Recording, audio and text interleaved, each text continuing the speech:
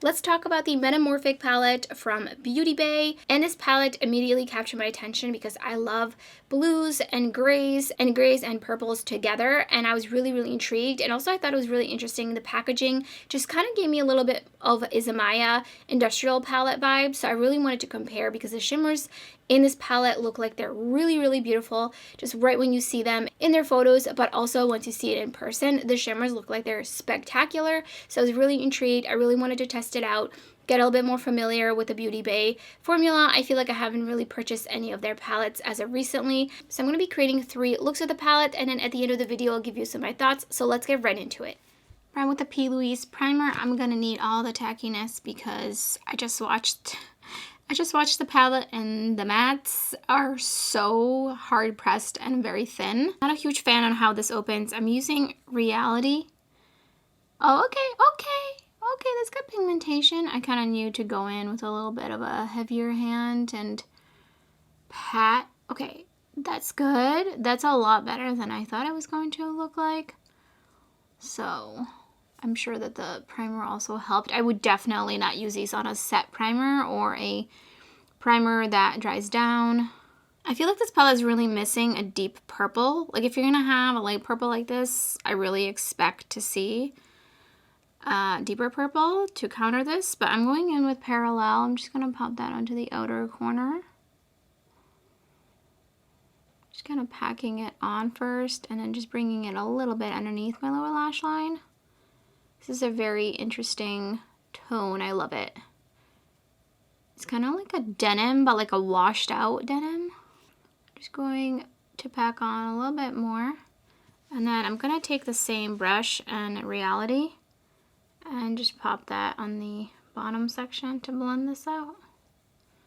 And just blending out the edge a little bit further. Just a little bit more Reality in here.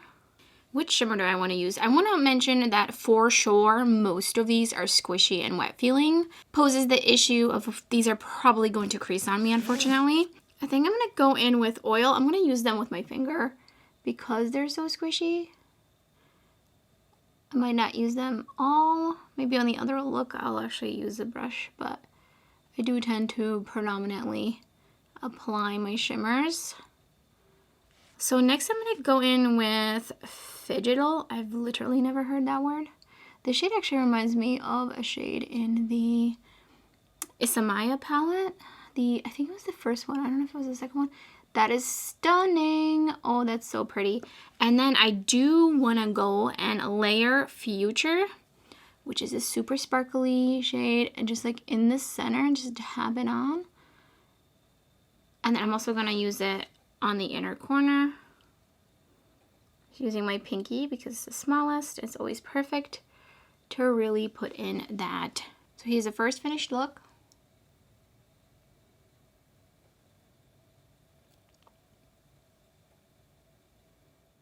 On to the second look. I think I'm going to go in with Avatar. I'm going to pop that right into the crease.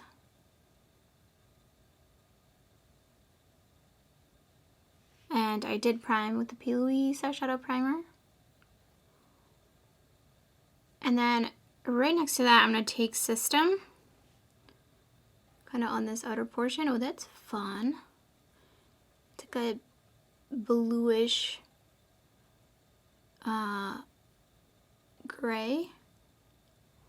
This is taking a little bit to blend out. And I think I'm going to have to go in with a setting powder since I don't have anything lighter.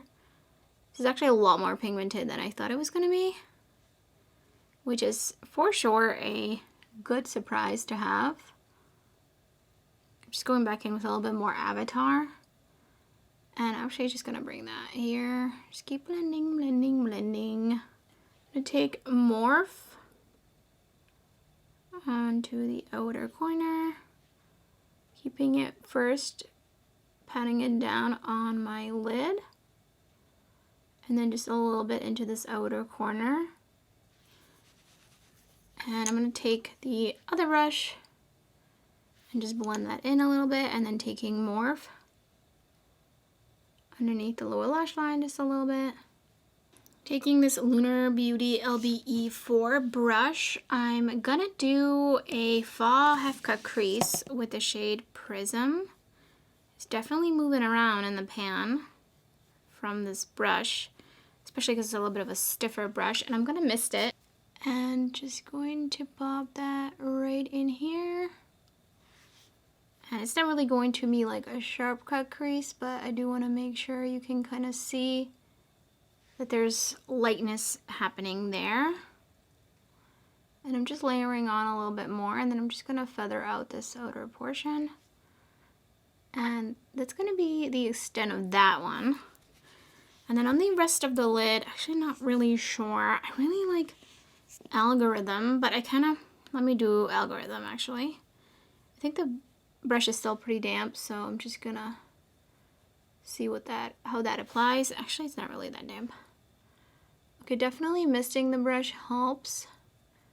You can feel a little bit of fallout.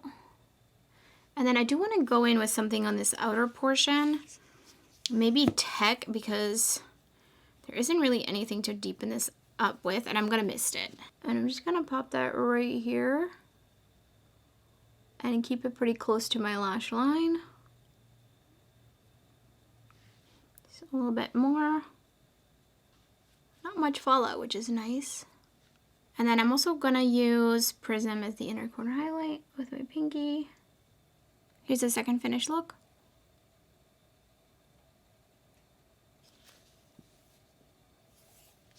I wanted to do a third look and just test this out a bit more. Going in with Parallel, I'm going to be stamping it on into the crease.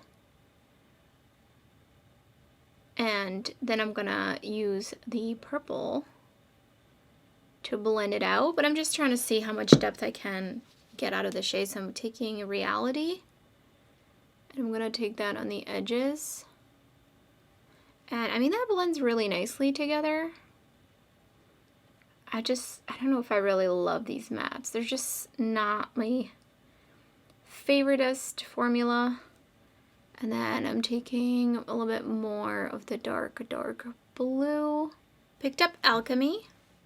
And I'm just gonna put that down almost all over the lid. But I'm gonna kind of stop a little bit on this inner portion. I'm gonna go in with another shade. And I'm just going to take it outwards as well. And I'm going to take the tiniest bit underneath my lower lash line just to connect. And then I'm going to take my pinky actually and pick up Future. This is a very, very topper-like shadow. And I definitely think it's best applied with a finger. And that looks so, so pretty. Taking a clean brush with just some setting powder. And I'm just going to go over the outermost edges. And here's the finished look. So let's talk about my thoughts on the palette. I was really, really excited about it because the shimmers looked like they would be really, really beautiful. And they are. Like, I think there's potential in this palette. That being said, I feel like the mattes are just not really the best. They're very, very hard pressed. And while they are buildable, I feel like the buildability, is that a word, does kind of peak at a certain point, and I can only get them so far built up. And also, now that I've actually used it, I just feel like the color story isn't all there. I kind of wish that there was maybe one or two other mattes in here to just really make this a little bit more fun.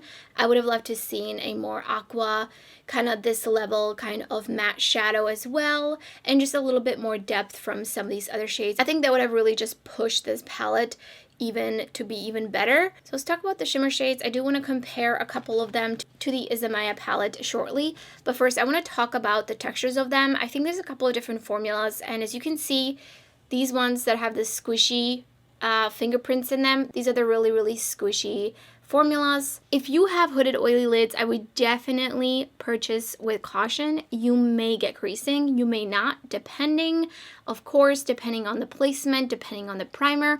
I did do a very short wear test of a few hours, and I used both the Smashbox 24-hour primer and the Too Faced Shadow Insurance. And I set it, and then I went in with the mattes, and then I went in with the shimmer with no glitter primer, no tacky primer, no water even. I just applied the shimmers with my finger. I think the key here is to not apply too much of the shimmer, because then you'll have a thicker layer that is more likely to crease. And after a few hours, I did not experience any creasing, so I was pleasantly surprised, but honestly, it varies so much day to day with me that I will definitely have to be cautious in using some of these squishier shades. So there is one specific topper-like shade, which is Future. And you can see this one is really, really shiny, really beautiful. It looks almost a little bit piecey in the pan, but it does completely smooth out and it picks up beautifully. So I'm just going to swatch that one on the back of my hand. And I'm going to show it to you against the Industrial palette from Isamaya. I'm going to show it to you against this shade right here. Of course, they both have similar metallic backgrounds, which is another reason why I really wanted to try the Metamorphic palette out. So here is that one. Now, texture-wise, I definitely feel a difference immediately. This one feels just a little bit more super, super finely milled. It has a bit more of a silky texture.